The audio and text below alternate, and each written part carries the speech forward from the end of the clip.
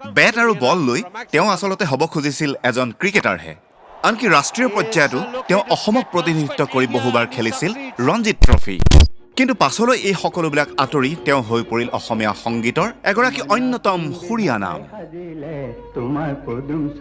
অসমীয়া চিনেমাৰ সংগীতৰো proper playback ছিংগাৰৰ এক অন্যতম নাম হৈছে দীপেন বৰুৱা 1945 চনৰ 19 নৱেম্বৰত গুৱাহাটীত জন্মগ্ৰহণ কৰা দীপেন বৰুৱাই 60ৰ দশকৰ পৰাই নিজৰ সুমধুৰ কণ্ঠেৰে অসমীয়া সংগীতলৈ এক নতুন মাধুৰ্য কঢ়িয়াই আনিছিল তেওঁৰ সংগীতৰ যাত্ৰাই ৰেডিঅ' মঞ্চ আৰু চলচ্চিত্ৰ সকলো মাধ্যমতে সানিছে এক নতুনত্ব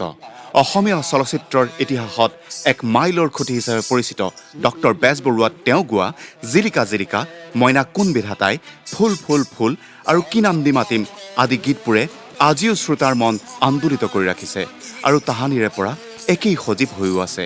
এই গীতসমূহে কেৱল এটা সময়ক প্ৰতিনিধিত্ব কৰাই নহয় এই গীতসমূহ অসমীয়া সংগীতৰ চিৰসেউজ সম্পদ হিচাপেও পৰিগণিত হৈছে তেওঁ যে এগৰাকী চিনেমাৰ পাৰফেক্ট প্লেবেক ছিংগাৰ সেই বিষয়ে আমাৰ নিপন গোস্বামীদেৱেও কৈ গৈছে এনেদৰে দীপেন বৰুৱাৰ লিপছত মই গানটো গোৱাৰ কাৰণে বোধ কৰা মানুহে মোক ইমান বেছি ধৰণে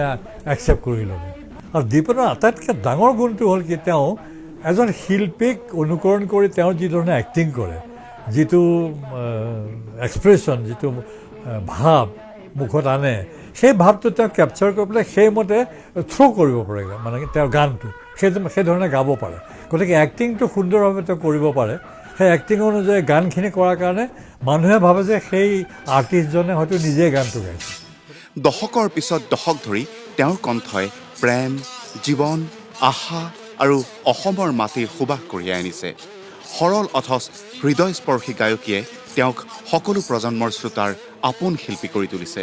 সময় সলনি হৈছে সংগীতৰ ধাৰাও সলনি হৈছে কিন্তু দীপেন বৰুৱাৰ গীতৰ আবেদন আজিও একেই অম্লান তেওঁৰ কণ্ঠ আৰু সুৰে অসমীয়া সংগীতৰ ঐতিহ্যক যুগে যুগে সমৃদ্ধ কৰি থাকিব চিত্ৰবন